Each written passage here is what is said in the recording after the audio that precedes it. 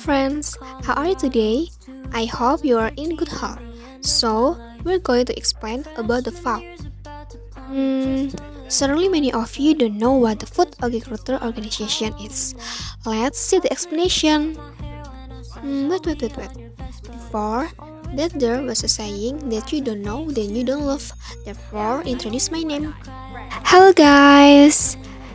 My name is Delista Olivia Septiana Suci. You can call me Delista. I am from SMK Negeri 1 Cilacap, Class 11 Accounting 1. My study number is H.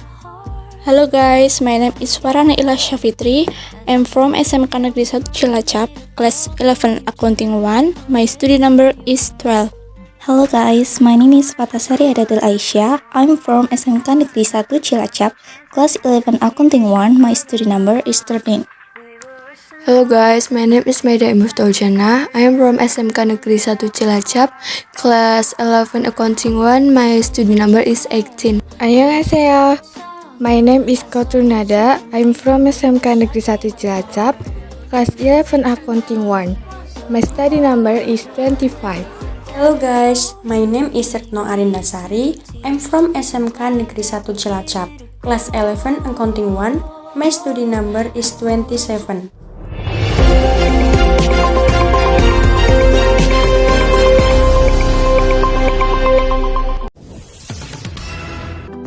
Sebelum kita masuk ke dalam pembahasan inti, kita akan membahas sedikit tentang terbentuknya kerjasama negara Indonesia dengan negara lain. Salah satu tujuan nasional Indonesia tercantum dalam alinea keempat pembukaan Undang-Undang Dasar 1945, yaitu ikut melaksanakan ketertiban dunia yang berdasarkan kemerdekaan, perdamaian abadi, dan keadilan sosial. Hubungan internasional dapat diartikan sebagai hubungan yang bersifat global yang meliputi semua hubungan yang terjadi dengan melampaui batas-batas ketatanegaraan. Nah, kerjasama dalam bentuk hubungan internasional terjadi karena beberapa faktor.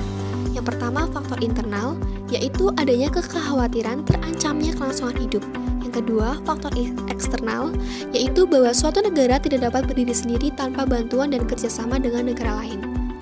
Pembangunan hubungan internasional bangsa Indonesia ditunjukkan untuk peningkatan persahabatan dan kerjasama bilateral, regional, dan multilateral melalui berbagai macam forum sesuai dengan kepentingan dan kemampuan nasional.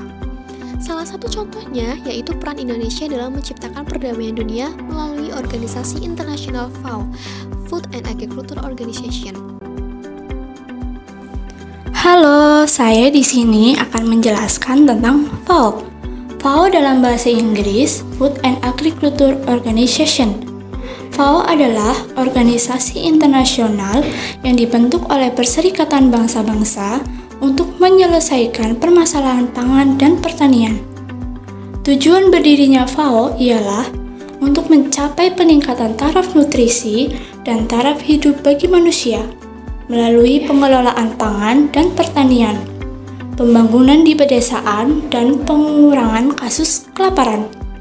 Organisasi Pangan dan Pertanian bermarkas di Roma, Italia. Tahukah kamu, organisasi FAO berdiri pada tanggal 16 Oktober 1945 di Quebec City, Kanada.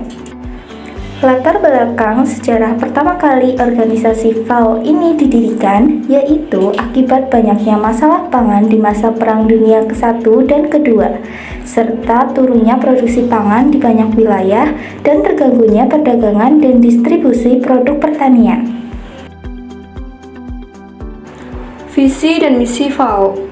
Visi FAO adalah berkontribusi pada upaya membangun dunia yang bebas dari kelaparan dan kekurangan gizi. Sedangkan misi FAO adalah membangun dunia yang aman pangan baik untuk masa sekarang dan masa yang akan mendatang.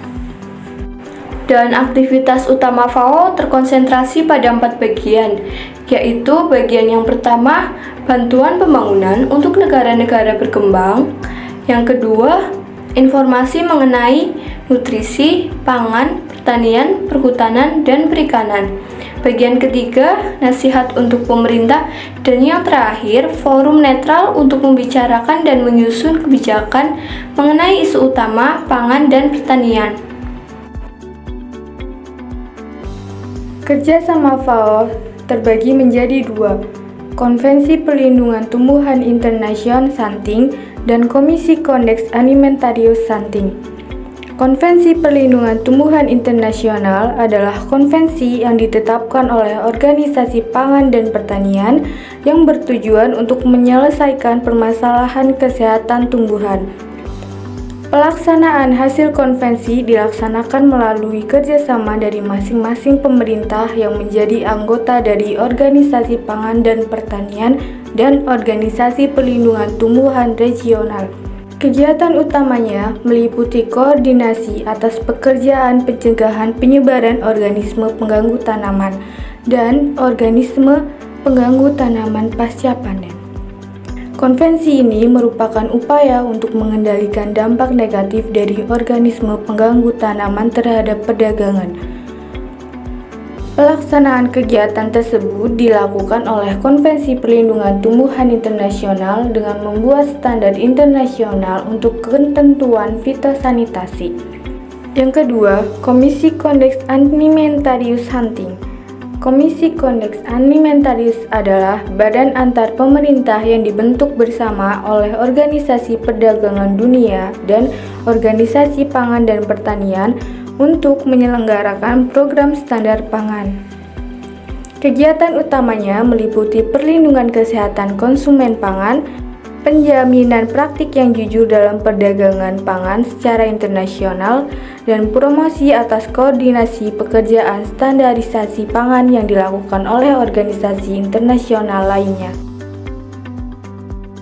Jose Graziano da Silva merupakan Direktur Jenderal Organisasi Pangan dan Pertanian, atau dalam bahasa Inggrisnya Food and Agriculture Organization atau FAO.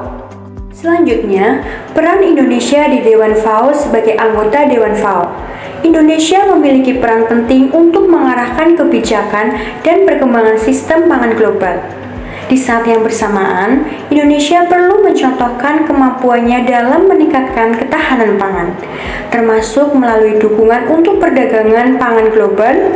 Indonesia mendapat apresiasi dari Jose Graziano da Silva dalam keberhasilan Indonesia.